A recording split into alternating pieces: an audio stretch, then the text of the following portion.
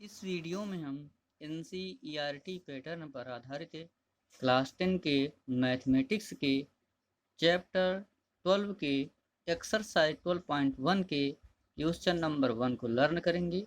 इस चैप्टर का नाम है वृत्तों से संबंधित क्षेत्रफल, जिसकी अंग्रेजी होती है एरियाज रिलेटेड टू सर्किल से।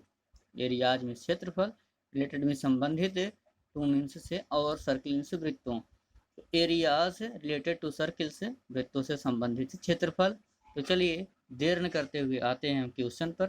क्वेश्चन में दिया गया है दो वृत्तों की त्रिज्याएं क्रमशः 19 सेंटीमीटर और 9 सेंटीमीटर हैं।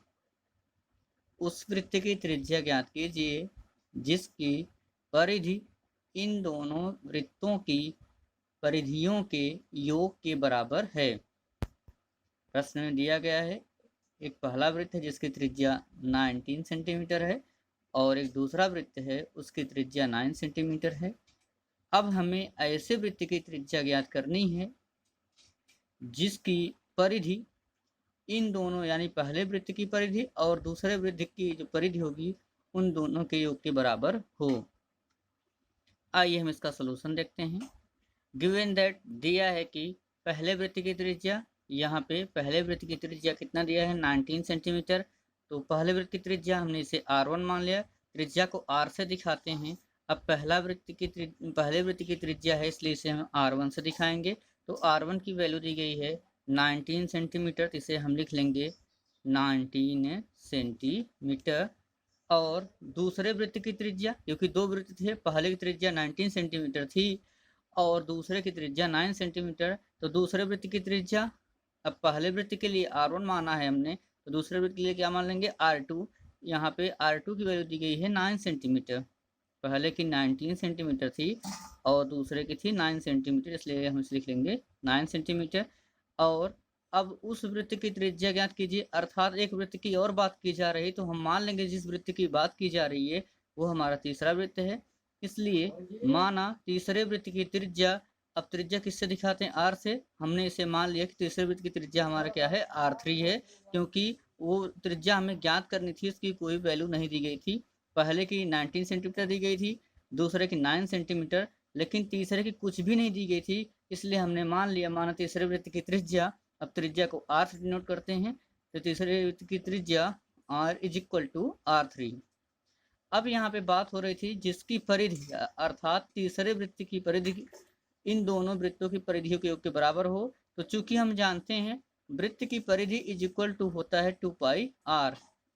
वृत्त की परिधि इज इक्वल टू होता है हमारा 2 पाई R।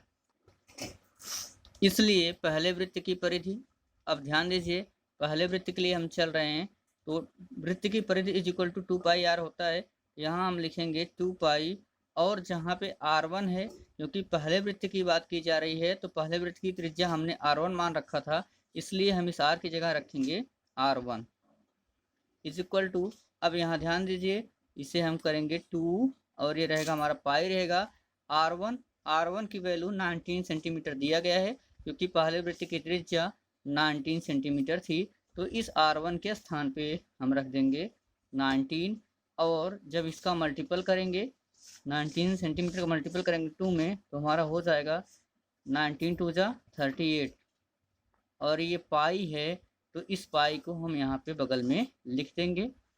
दूसरे वृत्त की परिधि पे आते हैं, तो वृत्त की परिधि 2 पाई R होती है, और तो यहाँ लिखेंगे दूसरे वृत्त की परिधि इज इक्वल टू 2 पाई।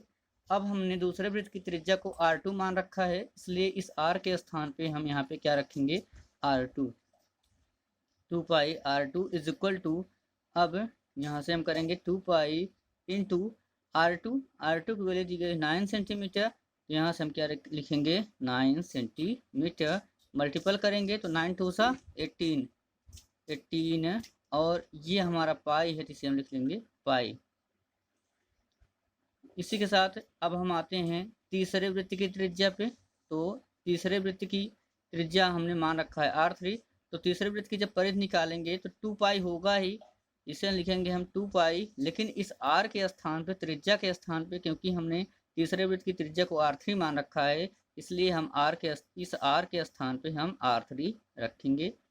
तो इस तरीके से पहले वृत्त की परिधि आ गई 38 पाई, दूसरे वृत्त की परिधि आ गई 18 पाई और तीसरे वृत्त की परिधि आ गई 2 पाई R3।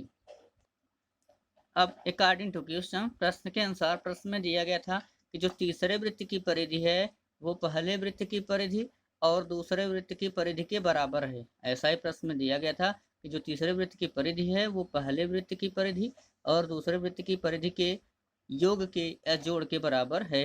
तो पहले यहाँ तीसरे वृत्त की परिधि हमने क्या निकाला 2 पाई R3। तो इस तीसरे वृत्त की परिधि के स्थान पर हम लिखेंगे 2 पाई R3 इज इक्वल टू पहले वृत्त की परिधि क्या है हमारा 38 पाई, यहाँ हम लिख देंगे 38 पाई और इसी तरीके से प्लस करेंगे। और दूसरे वृत्त की परिधि, तो दूसरे वृत्त की परिधि की वैल्यू आई है 18 पाई, तो यहाँ हम लिख देंगे 18 पाई। अब इधर ध्यान दीजिए आप, यहाँ हो जाएगा 2 पाई R3 इज इक्वल टू ये 38 है, हम 38 और 18 को ऐड करते हैं, जोड़ते हैं।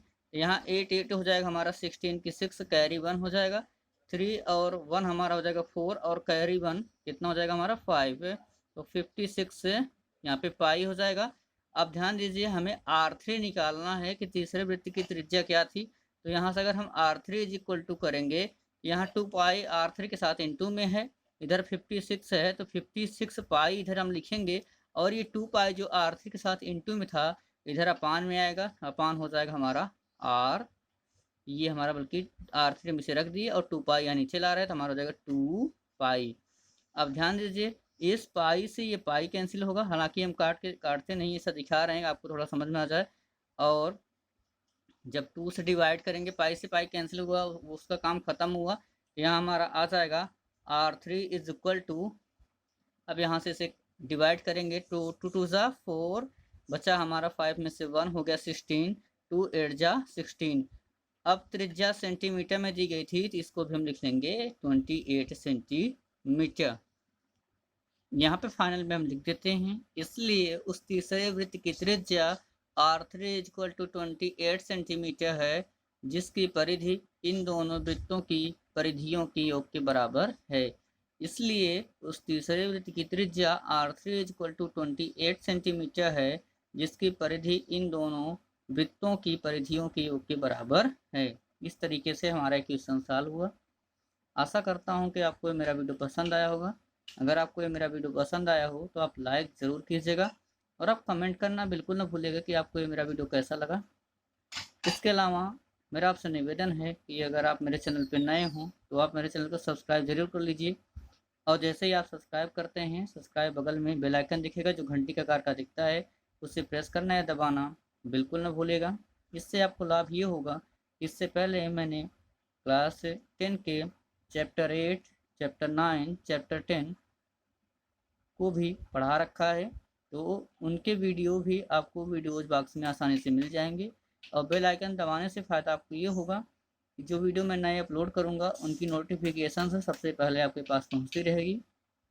इससे पहले मैंने चैप्टर 12 पर एक्सरसाइज 12.1 के लिए अपना पहला बेसिक वीडियो अपलोड कर रखा है। अगर आपने उस वीडियो को नहीं देखा है तो मैं उस वीडियो का लिंक डिस्क्रिप्शन में दे रहा हूँ। आप डिस्क्रिप्शन में दिए गए लिंक की सहायता से उस वीडियो को आसानी से देख पाएंगे। Thanks for watching my videos.